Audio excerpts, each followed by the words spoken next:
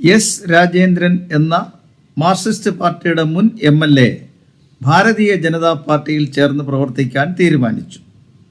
അദ്ദേഹത്തിൻ്റെ ഈ പാർട്ടി മാറ്റം തൻ്റെ സ്ഥാപിത താല്പര്യങ്ങൾക്ക് വേണ്ടിയല്ല, മറ്റെന്തെങ്കിലും പ്രയോജനത്തിന് വേണ്ടിയോ MLA ആകാനോ വേണ്ടിയല്ല എന്ന് അദ്ദേഹം വ്യക്തമായി പറയുന്നുണ്ട്. അദ്ദേഹം ചില ആവശ്യങ്ങൾ മുന്നോട്ട് വച്ചു. BJPയുടെ സംസ്ഥാന പ്രസിഡന്റ് അത് അംഗീകരിച്ചു. ആ ആവശ്യങ്ങൾ എന്തൊക്കെയാണെന്ന് നമുക്കൊന്ന് നോക്കാം.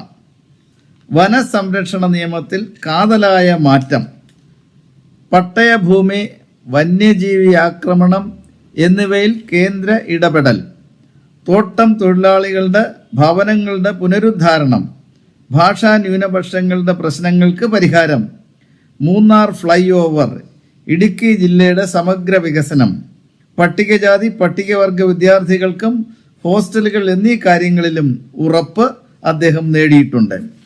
അപ്പോൾ ഈ തരത്തിലുള്ള ആൾക്കാരെയാണ് ഇന്ന് രാഷ്ട്രീയ പ്രസ്ഥാനങ്ങൾക്ക് ആവശ്യം.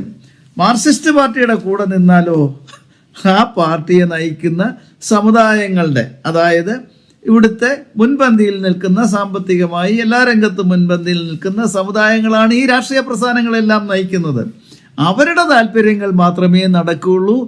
അല്ലാതെ ഈ സാധാരണക്കാരുടെ പ്രശ്നങ്ങൾ അവർ പഠിക്കാനോ അതിന് പരിഹാരം കാണാനോ ശ്രമിക്കുന്നില്ല. അതാണ് രാജേന്ദ്രനെ പ്രേരിപ്പിച്ചത്. ഇത് വളരെ ശ്ലാഘനീയമായ ഒരു മാറ്റമാണ്.